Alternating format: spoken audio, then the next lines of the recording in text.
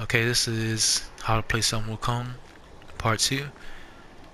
In part 2, we're going to go over the builds. In part 1, we talked about some Wukong's playstyle, um, which is a playstyle of basically you stay safe and you do damage.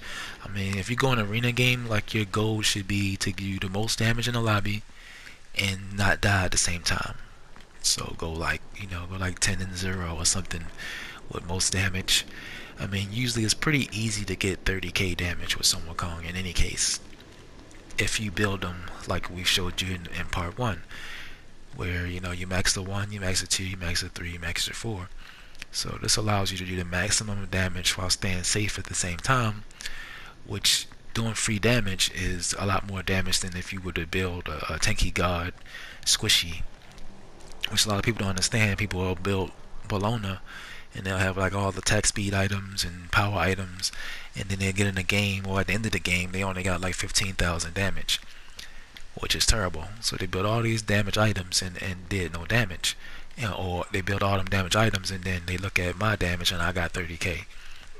So what people don't understand is, frontline characters are not designed to be squishy.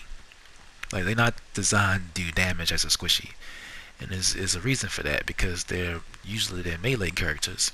So say a Raw is a hunter. If I get close to him, we both squishies because I done build offensive. As I get close to him, if that's Cernanos or somebody, he's gonna hit me by about 4, 5, 6 basics, and I'm gonna be way less than half health by the time I even get to him, and then he's gonna kill me, or I'm just have to leave him alone and bird away or something like that. And what people don't understand is, when you are tanky, that actually translates into damage, because you can sit in people's faces and then you can wail on them for the whole game. Well, people don't understand that, but it is one exception to that, and that is late game. So usually these first 4 items is items that I would build. Usually by the time you get these 4 items and you go into the mid to late game, the hunters and mages are really online by then, and they're doing a lot of damage, especially the hunters. And by that time, any defensive items you build after your 4th item really doesn't, the return you get on it is not as high, because the hunters are still going to shred through it.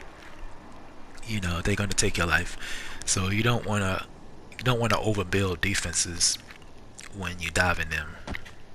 And I think the last 2 items, you can make them a little more offensive than you usually would, and that helps you, that if you can jump on the hunters unsuspectingly, then you can actually, you have the damage to kill them before they kill you, which you can't necessarily do in a full defensive build. That you can't take but so many basics anyway. Excuse me. So these items here, let me just buy these. People think mystical mail isn't good on some Wukong. It is. Helps you kill squishies faster. It's good in lane. We'll talk about his lane a little bit later. So these are the items. You see what it gives you. Pretty good protections, pretty good health. Actually, you can't really tell. Let me go ahead and level him up.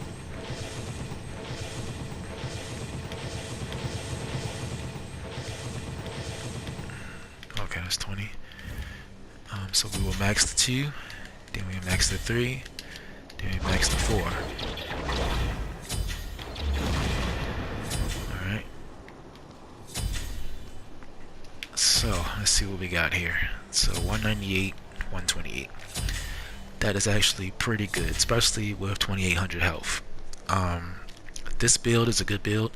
If you notice, there's no dedicated magical items here, and there's a reason for that.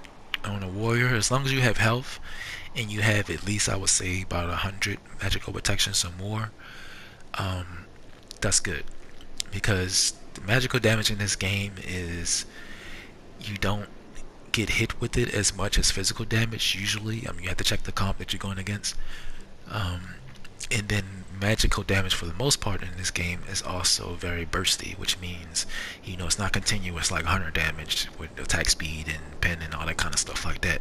It's like a big alt or a big a big 3 or big 1 or whatever kind of abilities they have.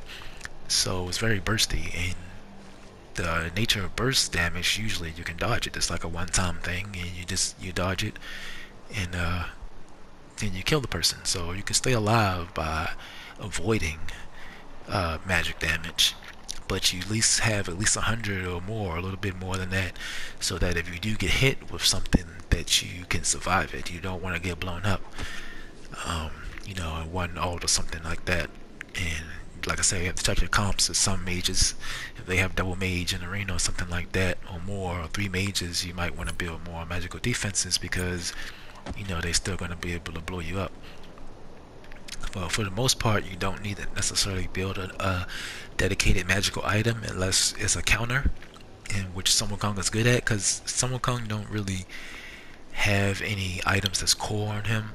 So you can, you know, you can counter build if you so choose, or you can stick with a, you know, a tried and true build. Like if you're going against a Hercules, you may put, you know, a Brawler Speed Stick in there or something like that, so you can try to shut down his healing and different things like that.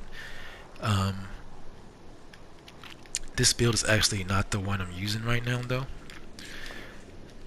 And like I said, there's a lot of ways to build Sun Wukong, but that's basically the gist. I'm basically going to get somewhere close to what you just seen. It's just going to be different items, different passives, different things that help me out.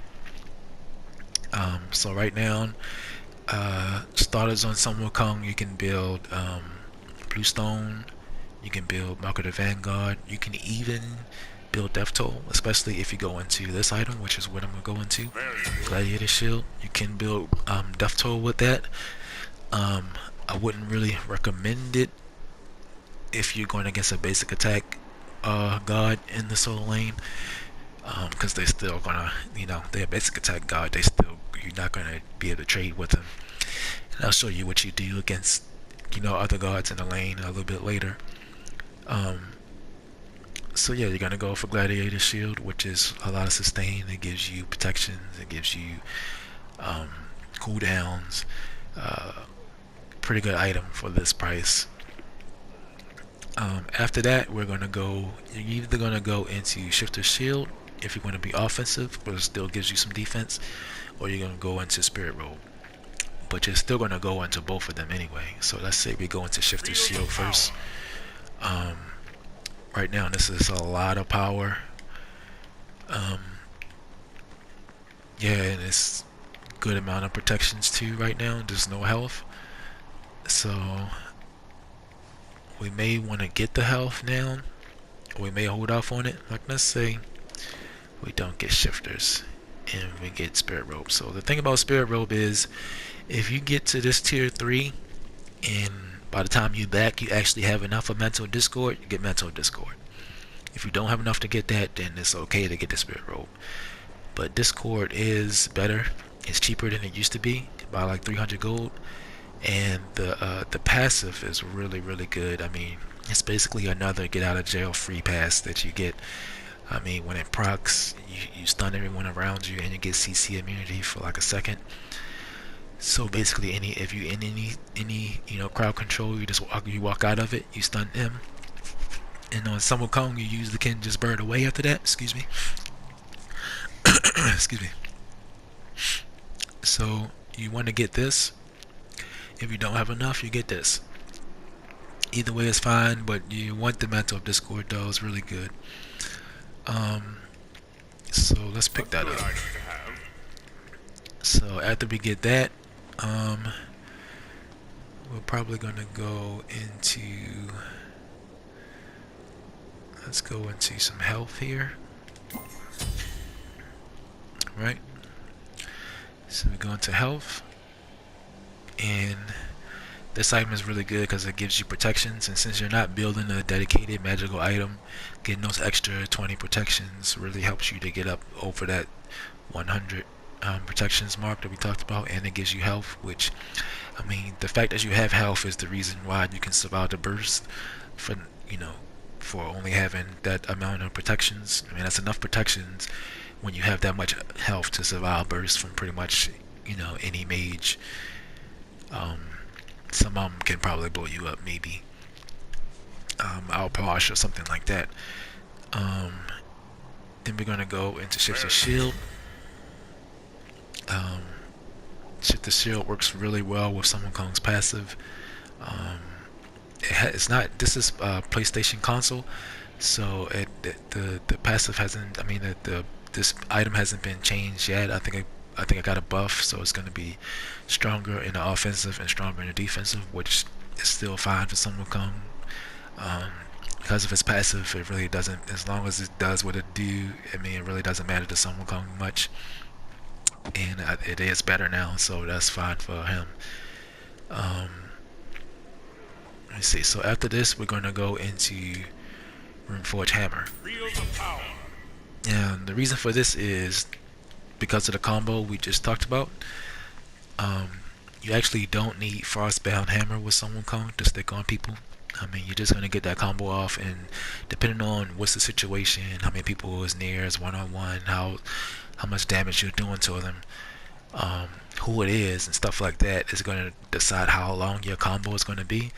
So, like, you can just do, all 3 abilities here with no basics, but usually want to weave basics in, and especially since you have Runeforge Hammer down, I mean, you want to put a few basics in there. And you notice I have 10% cooldown now, but I didn't build those items for the cooldown at all. I'm just getting the cooldown because it came with the items, but I'm really getting them items for the protections and the other things that they bring. So what we're gonna do is watch how much that first hit is, and then the second hit. You see the first hit was like 2 something, the second hit was 170 something or something like that. So that first hit after your 3 and your 2 is gonna proc the Runeforge. And you may not think that's a lot, but for what we're gonna go in next, which last item, you're gonna sell maybe your starters or whatever it is, and then sell your gladiator shield, and you're gonna pick up this. So you're gonna lose a little bit of that defense, but as you can see, 178, 148 with 2760 health is really good place to be defensively, especially on Sun Wukong, which you can actually get away with building more offensive with Sun Wukong because of his high mobility. Sun Wukong has very high mobility, so even if you do get bursted a little bit, you can get out. So with those items, you're gonna watch the damage. That first hit is doing 45% more damage to them. 30 for the Hydras and 15 for the Runeforge Hammer. And then the subsequent hit after that, if they still CC'd, is gonna do 15%. Now with Runeforge Hammer out, if someone else CCs you and you're CC for some reason and you're low and I cudgel you, my cudgel is gonna get the proc from the Runeforge Hammer in that situation. So this build is really good. If you notice the power, 180, so scaling is going to be benefiting off of that a lot. The only problem in most of my builds is mana, which is not a big problem once you build Hydras.